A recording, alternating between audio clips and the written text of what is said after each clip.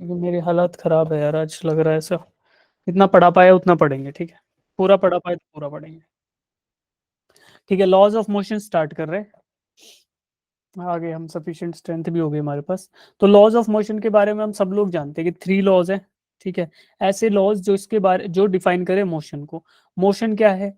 सबसे पहले याद करो, rectilinear motion. When we were studying 1D, तो वहां पे हमने देखा था कि दो चीजें हो सकती है, किसी भी ऑब्जेक्ट की दो स्टेट हो सकती है, या तो स्टेट ऑफ मोशन या फिर स्टेट ऑफ रेस्ट। तो motion was something that is if the object is changing its position with respect to time, with respect to its surroundings। यानी अपनी सराउंडिंग्स के रिस्पेक्ट में अगर कोई ऑब्जेक्ट अपनी पोजीशन चेंज कर रहा है समय के साथ साथ, तो वो हो गया मोशन। लॉज ऑफ मोशन क्या होगा? ऐसे नियम, ऐसे लॉज जो मोशन को डिफाइन करें, बस वो हो गए लॉज ऑफ मोशन। तो अब देखो 3 लॉ होते हैं, first law, second law and third law. उन सब लॉज के रिगार्डिंग हम लोग क्या करेंगे? We will study these laws. ठीक है। तो before studying laws of motion, पहले हम लोग एक बार नजर डाल लेते हैं कि फोर्स क्या होता है। ठीक है। तो force is something that is push या पुल। आप किसी चीज को पुश कर रहे हो या फिर किसी चीज को खींच रहे हो, तो this is called as force. अब ये क्या क्या कर सकता है? फोर्स क्या क्या कर सकता है? It can change the state of rest to state of motion. यानी रुके हुए ऑब्जेक्ट को मूव करा सकता है, मोशन में डाल सकता है। ठीक है। मूव करते हुए ऑब्जेक्ट को रेस्ट पे ला सकता है, यानी कि object is moving, it can change it state of motion to state of rest. या फिर यूनिफॉर्म मोशन से एक्सेलरेटेड मोशन में ला सकता है। यूनिफॉर्म मोशन क्या था? Motion with constant velocity. अगर कांस्टेंट वेलोसिटी से मोशन हो रहा है तो that is motion, uniform motion. तो यूनिफॉर्म मोशन पे अगर कोई ऑब्जेक्ट है, उस पे आप फोर्स लगा रहे हो, तो it will accelerate that object. अब वो एक्सेलरेट कर रहा है, मतलब इंक्रीज भी कर सकता है या रिटार्ड भी कर सकता है। तो एक्सेलरेशन में दोनों ही आते हैं, रिटार्डेशन एंड एक्सेलरेशन। तो it can turn a uniform motion into accelerated motion. और चौथा क्या हो सकता है? It can change the direction of the motion. अगर किसी डायरेक्शन में आपको चेंज करना है, तो फोर्स लगाओगे तो डायरेक्शन चेंज हो जाएगी। ये सब प्रॉपर्टी है फोर्स की। तो फोर्स एक फिजिकल क्वांटिटी है जिसको पुश या पुल से, यानी धक्का या खींचने से हम पहचान सकते हैं। ये चीजें फोर्स कर सकता है, स्टेट ऑफ मोशन को चेंज कर सकता है। It's a vector quantity. तो अगर फोर्स वेक्टर क्वांटिटी है, तो ये भी फिर जाहिर सी बात है कि it should have direction, it should have some magnitude, and it should obey the laws of vector addition. तो इसको लॉज ऑफ वेक्टर एडिशन को भी ओबे करना पड़ेगा। तो ये तीनों के तीनों प्रॉपर्टी फिर फोर्स की हो गई। अगर यूनिट्स के बारे में बात करें, तो एसआई यूनिट में फोर्स को बोलते हैं न्यूटन, सीजीएस में बोलते हैं डाइन। राइट। इनका इंटर कन्वर्जन देखेंगे बाद में। तो फोर्स हमें समझ आया कि फोर्स होता है क्या। अब हम जाते हैं एरिस्टोटल, एक साइंटिस्ट थे, उन्होंने कुछ बात कही, उसको एक बार देखते हैं। राइट। हालांकि इसको बोल रहे हैं एरिस्टोटल्स फैलेसी। बट देखो, natural tendency of each body is to be in state of rest, that is after some time the body slows down and comes to rest. तो इन्होंने क्या बोला कि जो प्राकृतिक यानी नेचुरल टेंडेंसी है किसी भी ऑब्जेक्ट की, वो खुद से रेस्ट में आ जाने की है। ठीक है। आफ्टर सम टाइम, अगर आपने ऑब्जेक्ट को मोशन देके छोड़ दिया, तो कुछ समय बाद वो खुद से रुक जाएगा। ऐसा बोला है अरिस्टोटल ने। ठीक है। तो एक फर्स्ट ग्लांस पे तो हमें लगता है कि हाँ यार, ये बात सही है, इन्होंने जो बात कही है वो कहीं ना कहीं सही लग रही है हमें। ठीक है, फर्स्ट ग्लांस पे। लेकिन हम अब जब स्टडी करेंगे ना लॉज ऑफ मोशन, तो हमें पता चलेगा कि ये बात गलत है। तो इसीलिए इसको बोला गया कि फैलेसी है।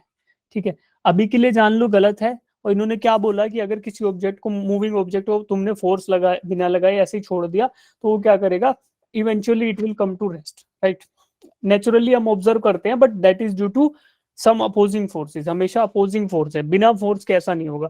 तो in the absence of force, moving object can not slow down by themselves. तो ये इन्होंने बोला कि वो खुद से आ जाएंगे रेस्ट पे। तो ये बात गलत है, बट ये गलत क्यों है, इस पे दोबारा से आएंगे वापस।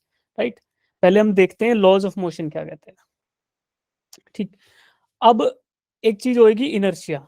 तो पहले लॉ से पहले हमें पढ़ना पड़ेगा इनर्शिया क्या होता है। ठीक। देखो, पहले डेफिनेशन ही देखते हैं। It is the inherent property of the body. Body की इनहेरेंट प्रॉपर्टी है, यानी कि क्या? एक मास की इनहेरेंट प्रॉपर्टी है ये। By which it can not change it state of rest और uniform motion in straight line by itself. ये अपनी स्टेट ऑफ रेस्ट यानी रुका हुआ है तो खुद से चल नहीं पाएगा। और यूनिफॉर्म मोशन है, यानी किसी स्ट्रेट लाइन में अगर मूव कर रहा है तो खुद से रुक नहीं पाएगा। That is what is called as inertia. तो देखो, ये एरिस्टोटल ने जो बात कही थी उससे थोड़ी अपोजिट सी बात है। थोड़ा फील करो। फर्स्ट लॉ में तो बिल्कुल क्लियर हो जाएगी बात कि हाँ अपोजिट है। The inherent property of a body by which it can not change it state of rest या फिर state of uniform motion by itself. तो ये प्रॉपर्टी है जिसकी वजह से वो स्टेट ऑफ रेस्ट को मोशन में नहीं ला सकता, और मोशन की स्टेट थी तो उससे खुद से रेस्ट में नहीं आ सकता, तो that is called as inertia. ठीक, एग्जाम्पल क्या हो सकता है, you will not wake up till your mom scolds you. ये इसका सरकास्टिक एग्जाम्पल है, लिटरली फिजिक्स के हिसाब से सही एग्जाम्पल नहीं है, बट आपको समझाने के लिए इधर लिखा गया है। तो जब तक आपकी माता जी आपको सुबह डांटती नहीं है तब तक आप क्या बोलते हो, तब तक आप क्या बोलते हो कि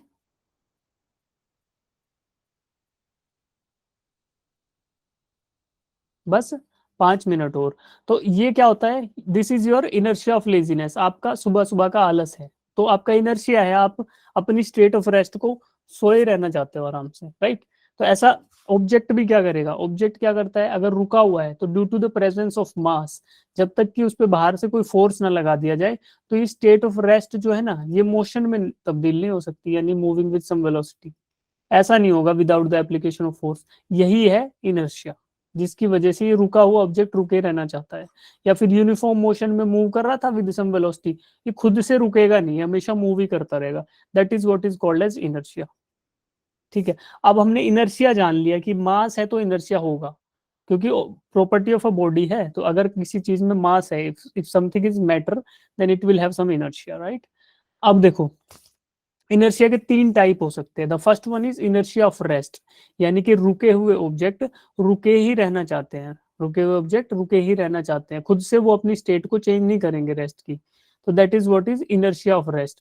ऐसा फील होता है, देखो हम किसी गाड़ी में बैठे हैं और अचानक से वो गाड़ी चलने लगे तो हमें पीछे की साइड झटका लगता है, that is what is due to inertia of rest. हमारा हमारा जो बॉडी था that will try by itself कि वो रेस्ट में ही रहे, तो जैसे गाड़ी आगे जाएगी तो हम पीछे आएंगे, तो that was due to inertia of rest. इससे अगला होगा इनर्शिया ऑफ मोशन। इसमें क्या देखा आपने कि जो ऑब्जेक्ट था, जो भी सिस्टम था, वो अगर चलते चलते अचानक रुक जाए तो क्या होगा, हमें आगे झटका लगेगा। तो इनर्शिया ऑफ मोशन क्या बोलता है कि जो चल रहा है ऑब्जेक्ट यूनिफॉर्म मोशन में, वो चलते ही रहना चाहता है।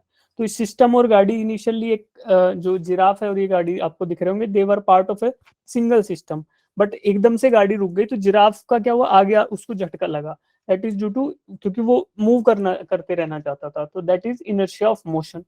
ऐसा आपने भी फील किया होगा कि सडन ब्रेकिंग होती है तो हम आगे झुक जाते हैं, हमारा सर जो है आगे झटका लगता है हमें, तो that is due to inertia of motion.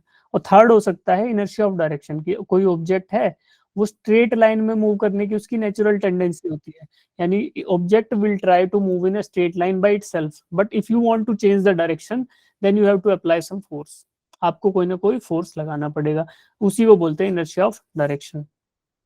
ठीक है, तो अगर रेस्ट पे है, रेस्ट से मोशन में लाना है तो फोर्स लगाना पड़ेगा, अगर मोशन में है और उसको रेस्ट पे लाना है तो फिर आपको फोर्स लगाना पड़ेगा, अगर स्ट्रेट लाइन में मूव कर रहा है और अगर उसको टर्न कराना है, मोड़ना है, तो भी आपको फोर्स लगाना पड़ेगा। ठीक है, ये 3 टाइप थे इनर्शिया के। अब देखो, before jumping into the first law, एक बार आपको बताता हूँ ब्रॉडर पिक्चर कि फर्स्ट लॉ, सेकंड लॉ और थर्ड लॉ क्या बोलते हैं। द फर्स्ट लॉ क्या बात करता है, क्वालिटेटिव एस्पेक्ट ऑफ फोर्स, ये बोलता है कि यार फोर्स नाम की कोई चीज होती है, ऐसा एक फिजिकल क्वांटिटी है, और उसको इनर्शिया से रिलेट करता है, अभी बताएंगे कैसे। सेकेंड लॉ बोलता है it offers the qualitative quantitative aspect of force, ये बताता है कि चलो फोर्स तो होती है, but to change the state of rest और to the state of motion आपको कितना फोर्स रिक्वायर्ड होगा, फोर्स की क्वांटिटी बताएगा न्यूटन में, ठीक, कितने न्यूटन फोर्स। और थर्ड बोलता है कि फोर्स कभी भी अकेला एग्जिस्ट नहीं करेगा नेचर में, forces will always be present in pairs, हमेशा पेयर में एग्जिस्ट करेंगे फोर्सेस। तो ये बात करता है थर्ड लॉ। अब देखो एक एक करके सबको समझेंगे। सबसे पहले first law, Newton first law of motion क्या बोलता है, इसको दूसरा नाम भी है लॉ ऑफ इनर्शिया, तो जाहिर सी बात है फिर ये इनर्शिया के बारे में कुछ बोलेगा। तो डेफिनेशन देखते हैं, a body at rest or in uniform motion will continue to be at rest or in uniform motion until and unless net external force acts on it। एक ऑब्जेक्ट रेस्ट पे है तो रेस्ट में रहेगा, motion में है तो motion में रहेगा, जब तक कि उस पे बाहर से कोई अनबैलेंस एक्सटर्नल फोर्स अप्लाई ना कर दिया जाए। This means unbalanced external force ये हमें जानना होगा कि बाहर से अनबैलेंस एक्सटर्नल फोर्स ना लगा दिया जाए तब तक ऑब्जेक्ट रेस्ट में है तो रेस्ट में रहेगा, मोशन में है तो मोशन में रहेगा। क्या मतलब हुआ कि उसका इनर्शिया चेंज नहीं होगा, यानी उसकी स्टेट ऑफ इनर्शिया क्या थी, inertia of rest, inertia of motion या inertia of direction। तो without the application of external force state of inertia cannot be changed, that is what is Newton's first law of motion। first law of motion इसीलिए इसको बोलते हैं law of inertia। जब तक कि बाहर से अनबैलेंस एक्सटर्नल फोर्स ना लग जाए तो ऑब्जेक्ट रहेगा रेस्ट।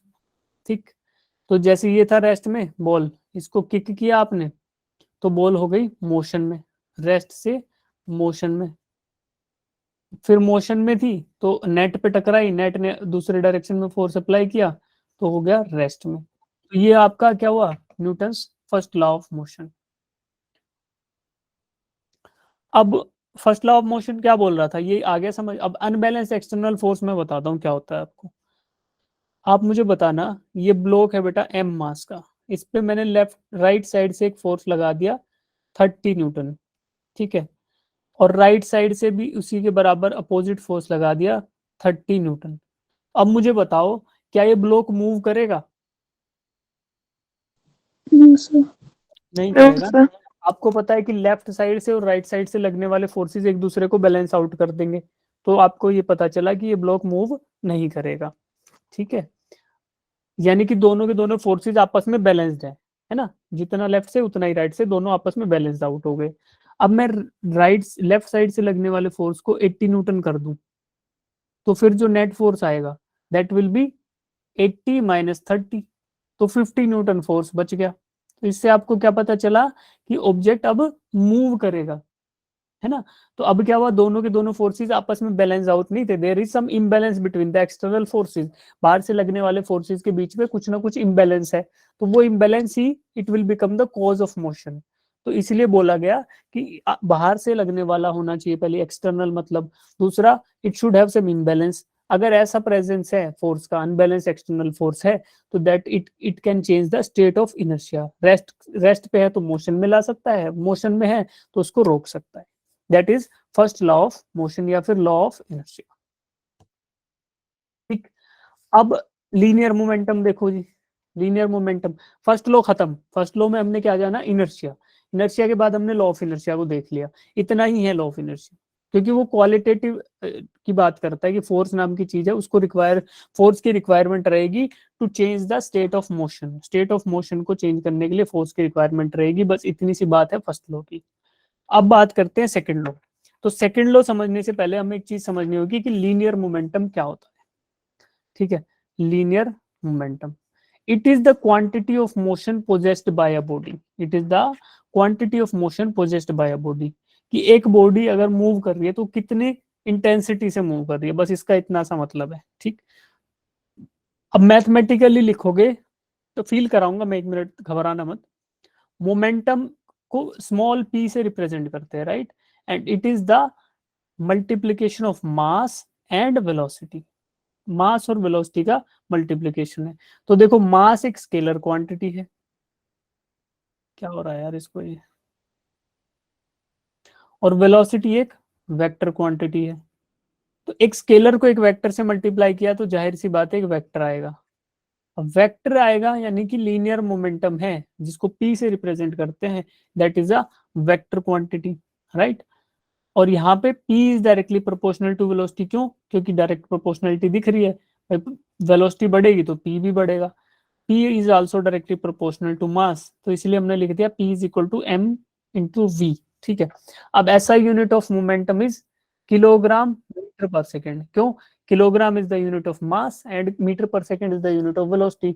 m इंटू v करोगे तो किलोग्राम के साथ मीटर पर सेकेंड मल्टीप्लाई हो जाएगा, तो ऐसा unit of momentum is kg metre per second. ठीक, अब डायमेंशनल फॉर्मूला लिखोगे तो मास का m और lt माइनस वन वेलोसिटी का, तो ये that is the linear momentum का डायमेंशनल फॉर्मूला। अब देखो फील करने के लिए मैं बोलता हूँ आपको कि ये बॉल है मेरे पास, मैं बोलता हूँ बेटा इस बॉल को मैं एक मंजिल की ऊंचाई पे जाके ऐसे नीचे गिराऊंगा तो क्या आप कैच कर लोगे ऐसे, तो आप बोलोगे हाँ सर हम कैच कर लेंगे, ठीक है। फिर इसी बॉल को मैं ले गया 10 मंजिल की ऊंचाई पे, फिर मैंने बोला बेटा वहां से गिराऊंगा, तो अब कैच करना टफ होगा कि पहले था, तो आपको पता है कि 10 मीटर से 10 मंजिल से ऊपर से नीचे आएगी तो बहुत तेज इसकी स्पीड हो जाएगी, वेलोसिटी बढ़ जाएगी, तो उसको कैच करना हो जाएगा अब टफ। ठीक, सिमिलरली बोलता हूं कि 1 मंजिल से, ठीक है, 1 मंजिल की ऊंचाई से मैं बॉल की जितने साइज का पत्थर गिराऊंगा, तो बॉल को कैच करना इजी हुआ कि पत्थर को कैच करना इजी हुआ? बॉल को, क्योंकि इसका मास कम है, पत्थर भारी होगा तो चोट ज्यादा कर सकता है। और वहीं सोचो कि 10 मंजिल की ऊंचाई से पत्थर गिराऊंगा, फिर तो आप बोलोगे सर हमारा तो छोड़ो, गाड़ियां भी टूट जाएंगी, बहुत उसमें पावर होगी, उसमें मोशन कंटेंट ज्यादा होगा, या उसमें क्वांटिटी ऑफ मोशन बहुत ज्यादा होगा, क्योंकि एक पत्थर आएगा 10 मंजिल की ऊंचाई से तो बहुत डैमेज कर देगा। आप कैच करने की तो छोड़ो, आप उसके नीचे कुछ अगर और भी हैवी चीज लगाओगे वो भी तोड़ देगा वो। तो दैट मीन्स कि मोशन जो है, quantity of motion contained in heavier object is more. तो जिसका मास ज्यादा उसमें मोशन का कंटेंट ज्यादा, जिसकी वेलोसिटी ज्यादा उसमें मोशन का कंटेंट ज्यादा। तो इसीलिए बोलते हैं कि linear momentum P represent the motion possessed by the body. तो मास ज्यादा तो भी पी ज्यादा, लीनियर मोमेंटम ज्यादा, और वेलोसिटी ज्यादा तो भी लीनियर मोमेंटम ज्यादा। ठीक है, अब न्यूटन सेकंड लॉ, अब हम पोजीशन में आ गए कि न्यूटन सेकंड लॉ को डिस्कस कर पाए। न्यूटन सेकंड लॉ क्या बोलता है? The rate of change of momentum of a body is directly proportional to the net external force applied. First law को याद करो, फर्स्ट लॉ क्वांटिटेटिव बात कर रहा था कि to change the state of inertia आपको फोर्स लगाना पड़ेगा, नेट एक्सटर्नल फोर्स लगाना पड़ेगा to change the state of inertia, that is first law. Second law क्या बोलता है कि rate of change of linear momentum is equal to net external force, कि बाहर से लग रहा है ना जो फोर्स, नेट एक्सटर्नल फोर्स, उसके बराबर ही होगा rate of change of linear momentum. ठीक है, तो इसको लिखते हैं कैसे? फोर्स, ठीक है, एक्सटर्नल, नेट, अरे यार, force net is equal to, is equal to नहीं भाई, is directly proportional to, is directly proportional to rate of change of linear momentum, यानी लीनियर मोमेंटम का change with respect to time. तो ये है second law. Second law बोलता है F net is equal to dp by D T, rate of change of linear momentum with respect to time, यही है second law. ठीक है, इसको थोड़ा सिंप्लीफाइड फॉर्म में आपको लिख के दिखाते हैं कि force is directly proportional to dp by D T. क्यों? Rate of change of linear momentum is directly proportional to force, ऐसा बोला किसने? न्यूटन सेकंड लॉ ने, इसलिए लिख दिया हम। अब k is the proportionality constant, अगर इक्वल प्रोपोर्शनल टू हटा के इक्वल टू लगाना है तो k रख देंगे उसकी जगह, and k is the proportionality constant for k is equal to 1। अगर हम रैंडम वैल्यू k की वैल्यू 1 ले लें तो फिर हमें मिलता है f is equal to dp by dt, f is equal to dp by dt, यानी change in linear momentum with respect to time is equal to force. अब इस वैल्यू में देखो बेटा क्या कर सकते हैं, we can do something. dp था, यानी dp बाई dt था, तो d बाई dt ऑफ,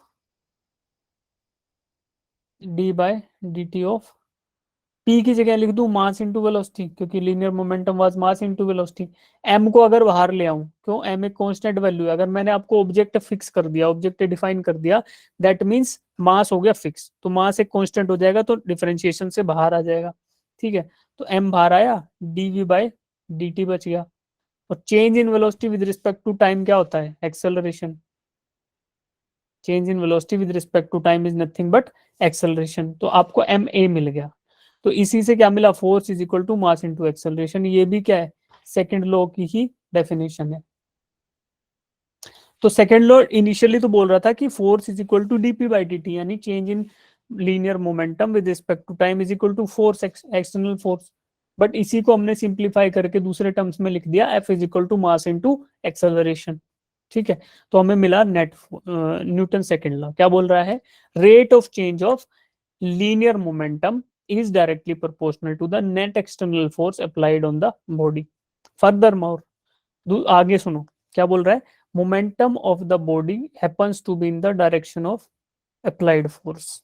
ठीक है, जिस भी डायरेक्शन में अनबैलेंस फोर्स होगा उसी डायरेक्शन में चेंज इन मोमेंटम होगा। ठीक है, चेंज इन मोमेंटम, मोमेंटम नहीं, जरूरी नहीं है मोमेंटम हो उस डायरेक्शन में, but change in momentum will be in direction, यानी कि डेल्टा पी जो है that will be in the direction of force applied. ठीक, ये है सेकंड लॉ की डेफिनेशन। नेट फोर्स हम देख ही चुके, इस पे नेट फोर्स क्या है एक्स डायरेक्शन में, 30 - 20 यानी कि 10 न्यूटन। ठीक है, हॉर्स पे ये इधर राइट साइड में 30 लग रहा है, उल्टा 20, तो 30 - 20 आपका आएगा आंसर ये। ठीक, अब ये पूछता हूं मैं आपसे, कुछ कुछ क्वेश्चंस हैं, एक बार इनको पढ़ो, इनके आंसर सोचो मन में, फिर पूछूंगा। बेहद सिंपल है, थ्योरी है, जो अब तक देखा उसी के बेसिस है।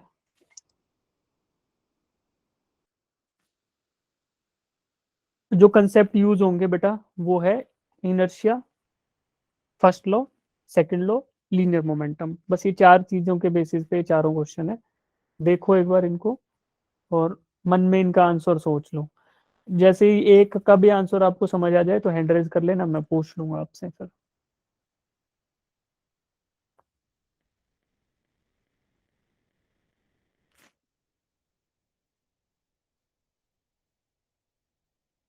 जैसे मान लो कि एक बच्चा बोलता है मेरे को, मान लो भुवनेश्वरी बोलते हैं कि सर मुझे आता है, तो मैं बोलूंगा हाँ जी बताओ, फिर वो बताएगी सर मैं सेकंड का आंसर देना चाहती हूँ और मेरा आंसर ये है। इस तरीके से हम एक एक्सरसाइज करेंगे अभी। सब बच्चे चारों क्वेश्चंस को एक बार देख लो, और फिर जो भी आपको आंसर आता हो उसके हिसाब से हैंड रेज कर लेना।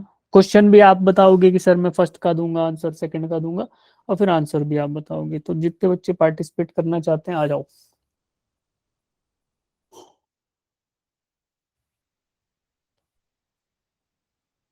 चार ही कंसेप्ट यूज होंगे। पहला इनर्शिया, इनर्शिया क्या था कि it is the property of mass by virtue of which it does not want to change it state of motion.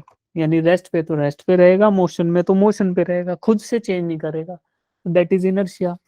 दूसरा क्या था, फर्स्ट लॉ। फर्स्ट लॉ क्या बोलता है, an object at rest will remain at rest, an object in motion will remain in motion until and unless there is an unbalanced external force is applied. यानी कि रुके हुए object रुके रहना चाहते हैं, जो ऑब्जेक्ट मोशन में वो मोशन में ही रहना चाहते हैं, जब तक कि उन पे बाहर से अनबैलेंस्ड फोर्स ना लगा दिया जाए। ये हुआ फर्स्ट लॉ। फिर दूसरी बात हुई है मोमेंटम की। मोमेंटम क्या है, it is the quantity of motion contained in an object या इन ए बॉडी। तो it is represented by p and it is equal to multiplication of mass and velocity. तो जिसका मास ज्यादा फॉर ए गिवन वेलोसिटी तो उसका momentum ज्यादा, जिसकी velocity ज्यादा फॉर ए गिवन मास उसका मोमेंटम ज्यादा। तो that is the momentum thing. और सेकंड लॉ क्या बोलता है, rate of change of linear momentum is equal to rate of change of linear momentum is directly proportional to net unbalanced external force applied। या net बोल दो, net बोल रहे हो तो अनबैलेंस मत बोलो। That means rate of change of linear momentum is equal to F net, या फिर बोलो rate of change of linear momentum is equal to unbalanced external force applied. ठीक है, ये आपको पता चल गया, सेकंड लॉ है। तो इन चारों बेसिस पे ये चार क्वेश्चन दिए हैं, इनको पढ़ो एक एक करके और फिर आप मुझे आंसर देना।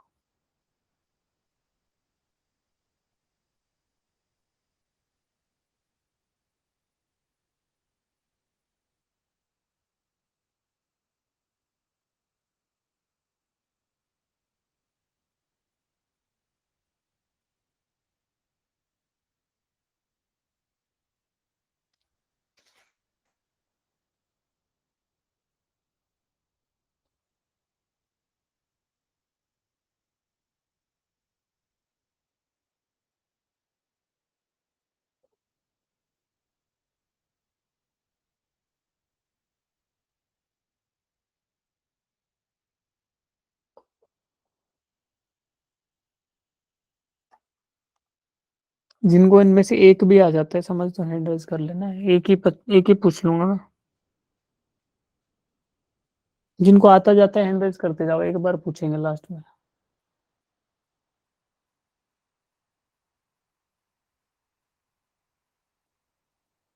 क्वेश्चन भी बता देता हूँ, but why is it easier to change the state of motion of toy car than actual car. ऐसा, टॉय कार यानी टॉय कार के लिए स्टेट ऑफ मोशन को चेंज करना इजी क्यों होता है as compare to actual car.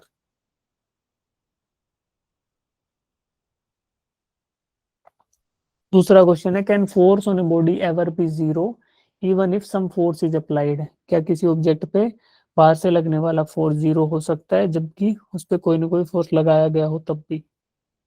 Second, third, as per Newton every body continues to be in state of rest और of motion, then how does anything stop और start moving? तो क्या बोल रहा है कि न्यूटन सर ने क्या बोला कि कोई ऑब्जेक्ट मूव रेस्ट पे हो रेस्ट पे रहेगा, मोशन में मोशन में रहेगा।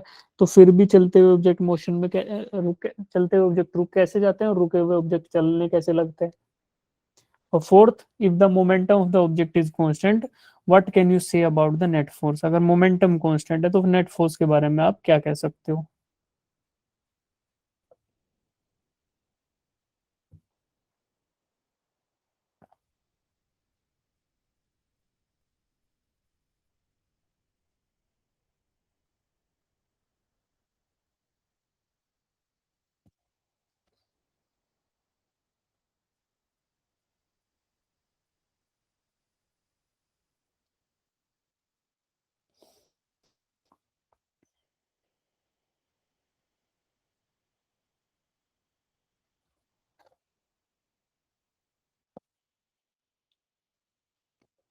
कोई बताएगा बच्चों?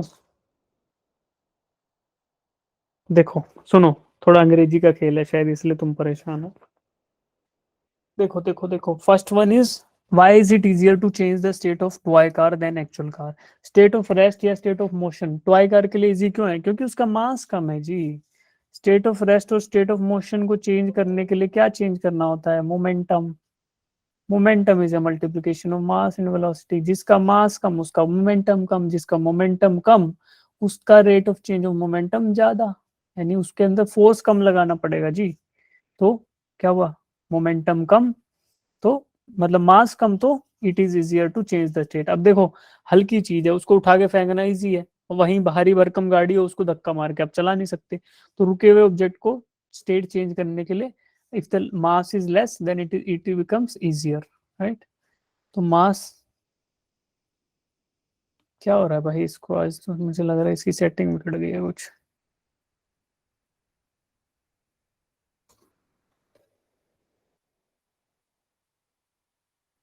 Mass of toy car is less, right? Can force on a body be ever be zero even if some force is applied? क्या फोर्स जीरो हो सकता है जबकि उस पर फोर्स लगाया गया हो? फोर्स लगाया, लगाया ना?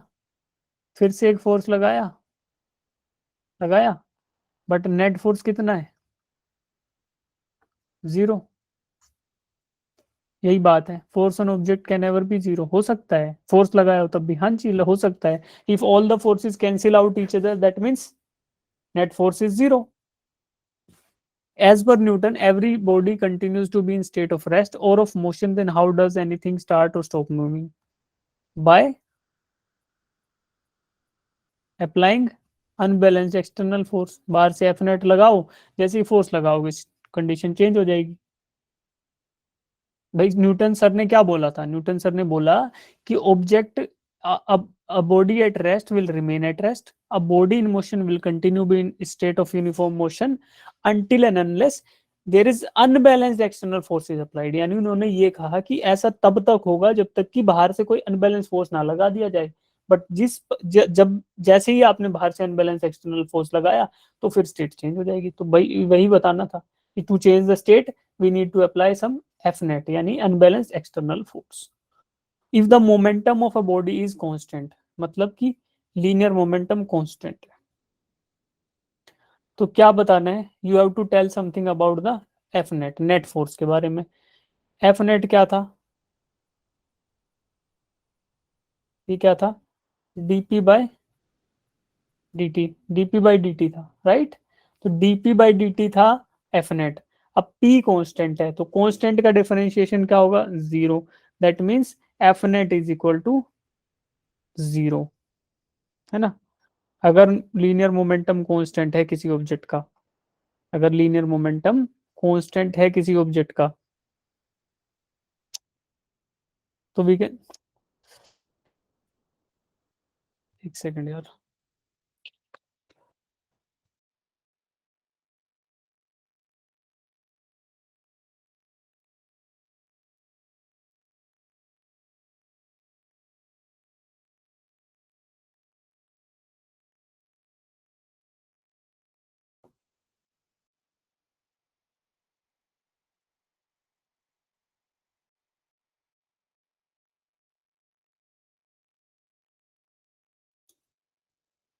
तो एफ नेट जो लग रहा है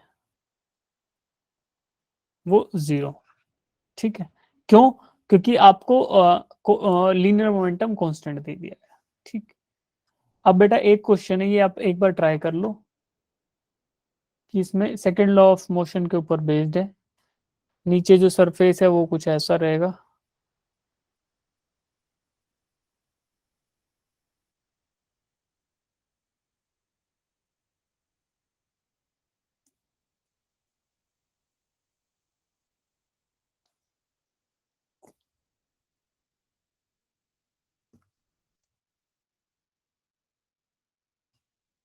तो एक बार ट्राई कर लो, इस क्वेश्चन को पढ़ो एक बार, फिर मैं बताता हूँ आपको।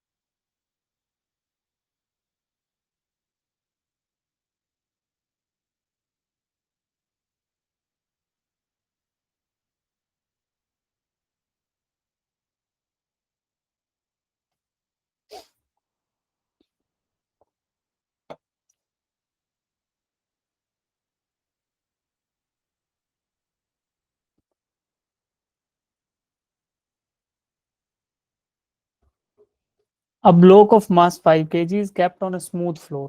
ठीक है, स्मूथ है, फ्लोर स्मूथ है, that means mu is equal to 0 है इधर। A force of 3 newton in I cap direction is applied on इट। 3 न्यूटन फोर्स अप्लाई किया गया I cap डायरेक्शन में। ठीक है, अब मैं I cap ऐसे ले रहा हूँ, ये x है और ये y, और applied on it at t equals to 0, find the acceleration of the block. आपको फोर्स दे दिया गया बेटा 3 Newton in I cap direction, mass दे दिया गया 5 kg, you have to find out acceleration. तो यूजिंग न्यूटन सेकंड लॉ क्या था, F net is equal to mass into acceleration. Mass force की वैल्यू दी 3 न्यूटन, मास की वैल्यू 5 kg, एक्सेलरेशन की वैल्यू निकालनी है। Implies acceleration is equal to 3/5 metre पर second square in I cap direction. क्यों? क्योंकि फोर्स भी उसी डायरेक्शन में था। हाँ, निकल आएगा।